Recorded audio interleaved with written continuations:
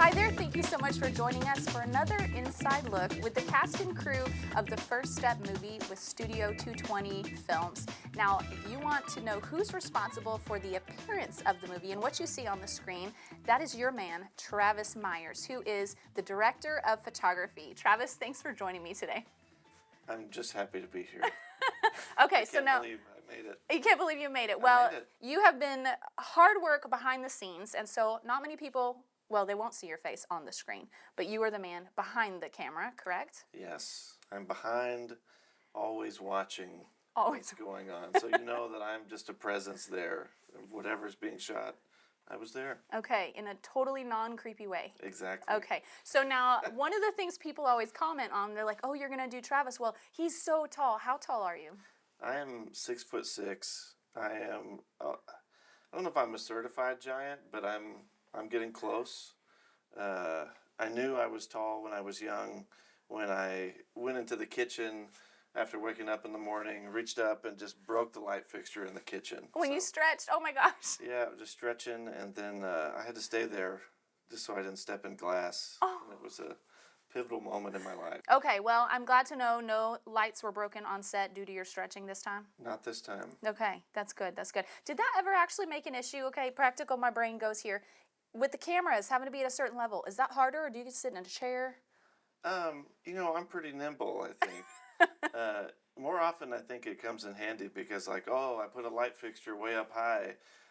Can I get somebody? Never mind. I'm just going to go myself and reach and adjust the light. And then a lot of people sometimes like, whoa, he can actually reach that. That's amazing. So it comes in handy. That's awesome. Okay, so then tell me a little bit about your backstory. How did you get into the film side of what you do, and what is it actually that you do, that you did on the film, and what is it, your line of work? One Christmas, my mom got a video camera, which meant that I got a video camera. And that was the same year that I was given a lightsaber, one of the Force FX lightsabers for Christmas. And it even did, like, you press the button, it makes the noise and extends. It wasn't just one of the cheap plastic ones. It was legit. I think it was my only Christmas present. But it was the present to have. Yeah. And so I stole my mom's camera, and in my garage, I made a little movie called Star Wimps. And I just set the camera on a tripod, and I would fight myself, and then I would reach around the camera and press record, and then change costumes because I didn't know how to edit. I just did everything in camera. And I made this little movie, and then I rolled the credits with a paper towel roll.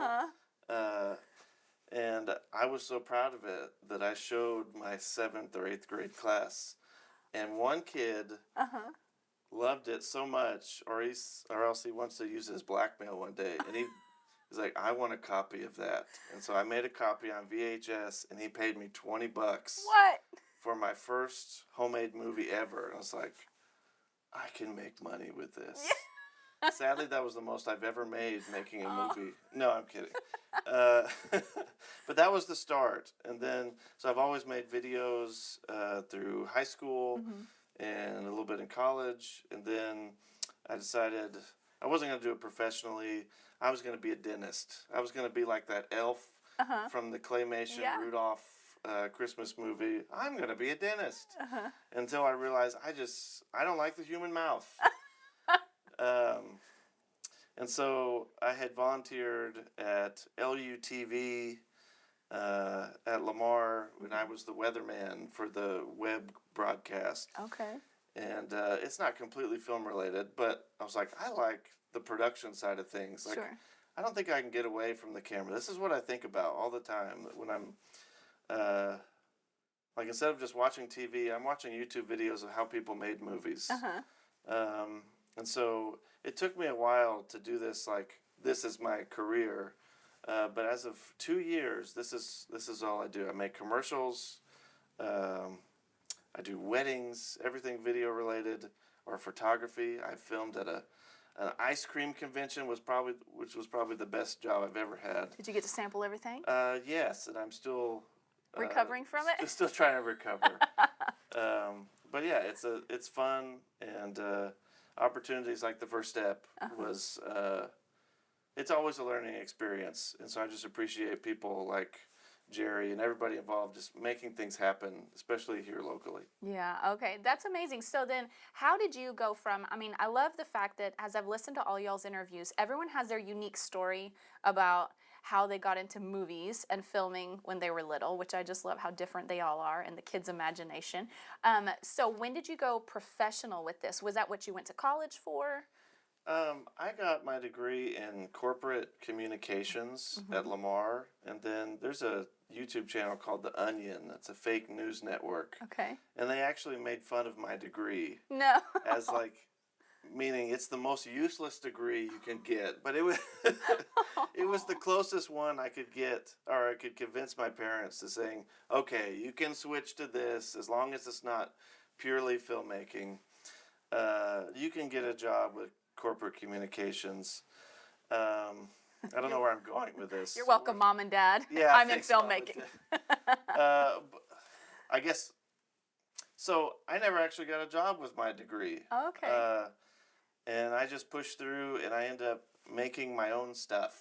I would make my own videos, and the word got out that I made videos, so somebody reached out to me and was like, I want a funny commercial. And so I made this funny commercial for next to nothing. I think I lost money making it. Oh, no. And then that commercial got me a job at an ad agency here in Beaumont. And I worked there for a while until I felt like it's time to just flap my own wings. Yeah. As I learned at Lamar University, go Cardinals. And so it's definitely, I don't know how to say what word I'm looking for. It's been a progress, a journey. Yeah, it's been a journey. It did not happen all at once, but here I am. Here you are. I'm here. That's exciting. And so you have your own company, your own business that you do this stuff, film with? Yep, I do. I have a company, Bronco Media. That's really my LLC. I do videos for all kinds of things, but I also help on other production companies, and I'm the director of photography. I can't even say my title, but I help with lighting and camera for other production companies, and sometimes I travel for it, but mostly I just stay here. Well, that's awesome. So if you see a commercial like, wow, that looks pretty good, there's a good chance I had something to do with it. You had something to do with it. Yeah. Okay, so now how did you get connected to the director Jerry and Julie and this film specifically? Like many have probably said, I saw the post on Facebook. Okay, clearly Facebook is effective. Yes, but I'm kind of a skeptical, not always the most, I don't know the word, hopeful person or positive person. So I thought, man, they are asking for a miracle. Like, they need this many roles, they need this many people, like, positions filled. I don't know how they're going to do it. And then John had landed one of the roles, and of the pastor, and I had worked with him before, and luckily John liked working with me before, and it's like, you got to have Travis. I'm so thankful he said that. So they brought me on, and then I feel bad being that skeptical person that wasn't positive, because I was like, oh, they need a miracle. Well, they got a miracle. Yeah. They had so many people, talented people, fill all the positions they needed. And as someone who's put together a couple short films here locally, I know how hard it is to get people to commit any time at all to work on something. And show up when they say they will. And show up when they say they will. It's difficult when you need 5 people, but when you need like, I don't know how many people were involved in this at this point, but it seemed like 50 to 75 to 100 people. I was like, it's going to need a miracle. And here we are, talking about the end of the film. I love it. So what are your ambitions for taking this love for filmmaking and production and editing and all that? What are your dreams with that? What are my dreams? Well, I'd like a pony. I'd like things. No, I'd like another lightsaber since mine broke at some point. That's the goal, really. Just make enough movies until George Lucas will give a lightsaber to me. Well, I think if you hook your train to Jerry Lanson's dream, I think there may be some potential here. Yeah. No, I think my dream is just I like to make things look good. I like making pretty pictures, and as weird as that sounds, it doesn't sound like something that's very hard to do. But like, it took a long time learning how to what lighting angle works best on certain people. And another thing is, which I know because I was actually in the audience for Joyce Mary's interview, but she was like, people have this mentality about artists in the area. And I had a podcast for a little bit called Hometown Hollywood. Oh. And it was about filmmakers being able to do what they love and doing something at a high level wherever they are. And I think now, with the technology we have, that you can find out anything you'd ever want to learn on YouTube, that's more possible than ever. It's almost not an excuse to do a bad job. You don't have an excuse to do a bad job because you've got the information everywhere. Yeah. So I would love to just help build the community locally by doing really good stuff. And so, and I think people like Jerry and his vision, like he's definitely aligned with that vision. He wants to do things at a high level with local artists, and we definitely do have the talent here. Yeah, no kidding. So being that this project was very, you guys filmed for a few months, right? How long was the film process? We filmed off and on. I'm terrible with dates, but we filmed off and on for at least, Jerry says 2 months. 2 months. Okay, on weekends. Okay, so are you married? Do you have family that had to? Yes, I have my wife and 2 kids. They are 5 and 6. And is she real supportive of the process too? Does she have hopes of you doing things? I don't understand her support, but I'm glad that she has it for me. And she was supportive every time. It was usually 2 days at a time on the weekends, Saturday and Sundays. And I wouldn't have done it without her support, but I did have it. And she was very supportive, and anytime I'm like, I don't know if this is going to work out. I should just go back to school. She's like, no, you love this. Aww. And so she fights for me harder than I do sometimes. Oh, that's a blessing. That's a blessing. That's what you need. Okay, so Travis, we're going to skim past the film and look a little more closer at you and what makes Travis, and maybe a personal story. And I heard a little birdie told me that there's a funny story about you and a trombone and band. And how did this shape who you are? Share the story with us. I've tried to forget. Okay. But should this go into the category of regrets in your life? I don't know. It could be. Well, if there is a group of people and I am in it, I am going to be the one to get a nickname. Okay. So I've counted them. I think I have like 20-something nicknames from all the different groups that I've been in, which I feel like is a lot.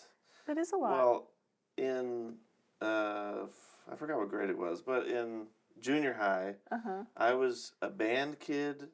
I was a basketball kid because I felt like that was my calling in life. You're tall. I couldn't refuse. And then I was also a theater kid. And so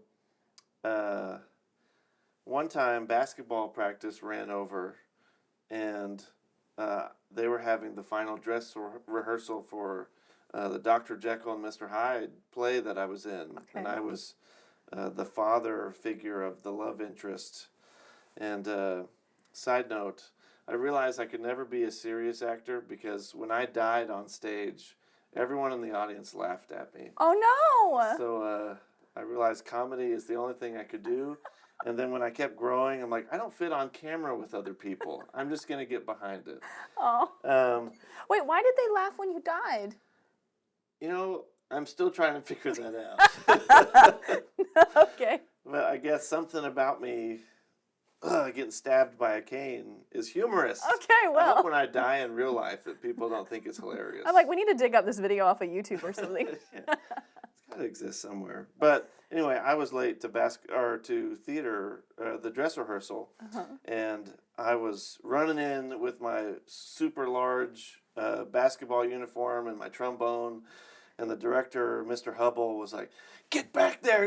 You're about to get on." I was like, "Ah!" And then so I run back there. I can't see anything because all the lights are off.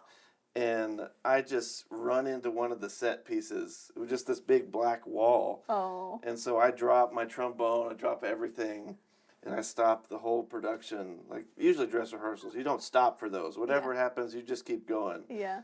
Mr. Hubble stopped the production just so everybody could come out and he could tell the story for those who didn't see, so they could all laugh at me together. But I laughed along too, because it was, it just, you gotta laugh. Yeah, at least you have a good sense of humor. You gotta laugh or you'll cry. It's true. It's true. Okay, so well then, let's flip back over to the movie now. Please. Speaking of funny scenes and favorite moments, did you have a favorite scene or maybe a funny moment on set that just left you rolling? Because of course you're observing everything. I had a favorite moment that, well, you also will not see in the movie. Oh, darn. But I have this habit where I get so involved in what I'm doing that I forget to eat. Okay. And like, I realized after like a full day of shooting, like, I haven't eaten anything today. And then Josemary was like, "You haven't eaten? I'm going to get you some food. Do you like pineapple?" And then she got Donovan, one of our grips, with a bowl of fruit and healthy snacks to feed me. And he fed me like I was a little baby bird while I was behind camera. And Was this so you could keep doing the camera? Yeah, I was still in the zone eating pineapple from to my left as Donovan was forking it in my mouth. And I wish we had some like behind the scenes photos of this. It gotta exist. I feel like, yeah. That's At this point, so I feel like my life should be documented so It we can see these moments. But that was fun. That's hilarious. Okay, so what was your favorite scene watching the movie behind the camera? What was your favorite scene to observe? Whether it's maybe it was intense, maybe the actors just did an incredible job, or maybe it was ironic. I don't know. What's your favorite? That's hard to say because there are a lot of great moments in the film. One of the things that I said earlier that I can be critical of people trying to do something big locally. I'm part of the problem now that I'm realizing it. But I thought, man, this is, when I read the script, like, this is an emotional, like, there's emotional moments in here. And if you don't have the right actors for the job, then this could be a problem. But I was so pleasantly surprised by the performances in this film. And so there are moments I'm behind camera and I'm like tearing up with the actors because, like, they sold me on it. So those kind of moments are highlights. And there's multiple moments like that. Wow. So you just That's gotta so see good. it. Yeah, I know. I can't wait. Listening to all these interviews, I'm like, I can't wait. Okay, so what was there a hard scene? Maybe for you, it could have been. Absolutely. Okay, well, tell me then. The hardest scene by far Don't give away any spoilers. involved a stuffed animal. Oh, yes, we heard about how this frustrated you, actually. And I may have lost my temper. Oh. And I'm sorry to everyone involved. You might want to look at the camera and say that. I'm just going to make my public apology. This is like those YouTube Confessional. Yeah, confessions. Hey, I'm sorry for being mad about the piglet. But I don't know if I've explained or shared too much. But yeah, there's this one scene. You think when you're reading the script, like, this is going to be super easy. And then it just happened to not be. And so it took everybody involved to get this one moment to happen. And it finally happened. And we're all better for it. And now that you've apologized, they all have closure. Yeah, I'm sorry once again. I was in the wrong. Oh. And we made it through together. Oh, that's great. Okay, so now let's go a little more personal into your life. Okay. Now, whenever we walk through life experiences, and I've shared this with everybody, I don't believe we should ever live in the space of regret, right? But we do usually learn from the things that we do that we wish we could go back and change, but we can't, right? Yeah. So what would you say from your life that you did, maybe people would say is your greatest regret, but of course you learned from it? I know, we're just diving right into the sock drawer right now. Okay, nobody told me this was this type of interview. Okay, I'm not going to share that story. It's not relevant at all. I'd say one of the things that I do regret is, like, it took me a long time to jump in with this career of video because I didn't think that I could do it. Mm. I saw other people making it happen, and I was kind of afraid.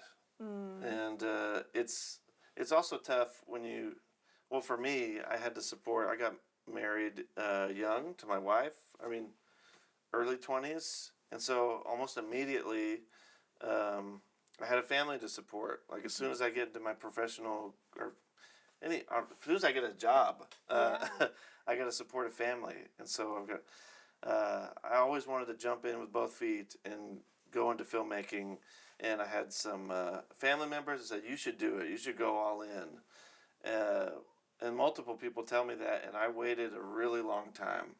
Well, now hold on. You're not very old, right? How old are you? I mean, I'm 31. Okay. So what's a really long time? So people were probably telling me, you should do this as your full-time thing since I was like 22 years old or something. Mm-hmm.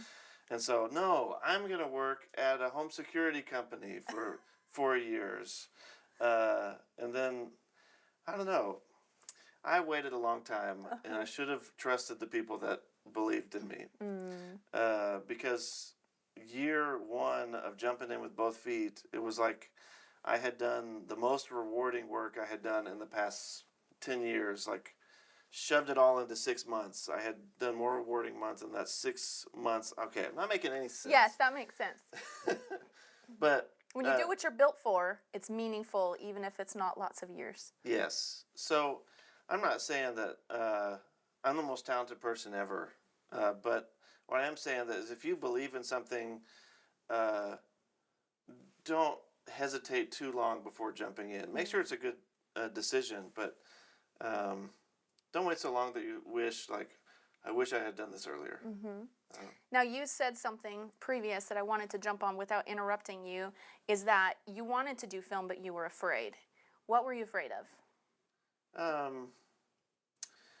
I think I was afraid of, one, being able to financially support a family, and then two, that I wasn't good enough. I don't know, just every kind of self-doubt kind of happens.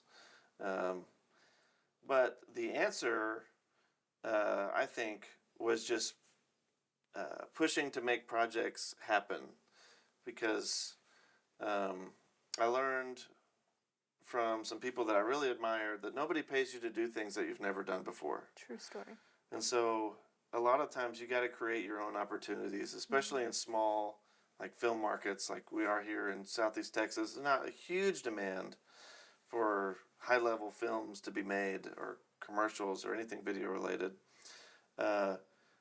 Start making them. And then it's like the angels in the outfield. You start making good stuff, people are going to notice. And so that's what I would say. That's good advice. Let's pan back. Big life. You're looking back over your life at the end of your life, right? Looking back at what you've accomplished. What will you need to accomplish for you to look back and say, I succeeded at what I was put here for? This will be one of those questions that haunts you, by the way. You're welcome. Yeah. I don't You might not Joe's sleep raised tonight. questions either, what do I have to do to know that I've succeeded? One of the little rules I have for the work that I do is I try my best to do projects that I feel comfortable with my kids watching. And so I've turned down a couple projects because, like, my kids are never going to watch this. I don't think I would watch this kind of movie. I don't want to shoot it. So that's one reason I'm grateful for this. The First Step is because this is a family Christian movie that people can get behind. And already my kids watch some of my YouTube videos, and I just see them giggle and laugh as Daddy's making a fool of himself. And that's a really good, as weird as it sounds, that's a good feeling. Like, my kids are proud of me. Whether anybody else in the world is proud of me or not, my kids are. And so if I can just keep doing stuff that make my kids smile, I think I will have succeeded. I agree. I think that's a good goal. All right, well, thank you so much for sharing your story today. It was really fun to kind of get a glimpse into you, and you're like a legend among the crew. Legend. You are, and so everyone talks about Travis. The tallest guy there. Yeah, here I am. Well, I appreciate you sharing your story and sharing what you do with us, and thank you for coming on this interview. All right, thank you. Absolutely. Well, thank you guys for joining us for this round of an Inside Look. And if you would like to be a part of anything that Studio 220 Films is doing in the future, make sure that you're connected on social media and following us there, that you are on the email list, because that is where they're going to keep you in the loop with any future projects going on. And of course, if you would like to help put some legs to this dream, we can use your help, and you can do that by financially supporting the work of Studio 220 Films. Thanks for joining us, and we'll see you next time.